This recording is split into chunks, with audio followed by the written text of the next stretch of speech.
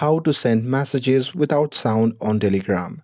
Hey everyone, welcome back to the channel. In today's video, I'll show you how to send messages without sound on Telegram. So now, without further ado, let's get started. So first thing first, open the Telegram app on your phone and make sure that you're logged into your account. And now here, once you're inside the app, simply go to the chat where you want to send the message to.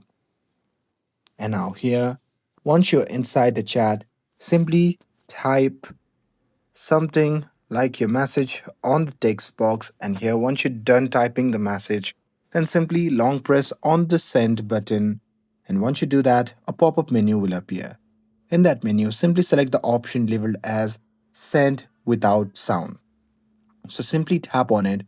And once you do that, message will be delivered silently. And that's it. That's how you can send message without sound on Telegram.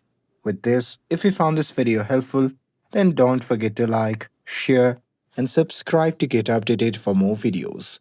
Thanks for watching, and I'll see you in the next video.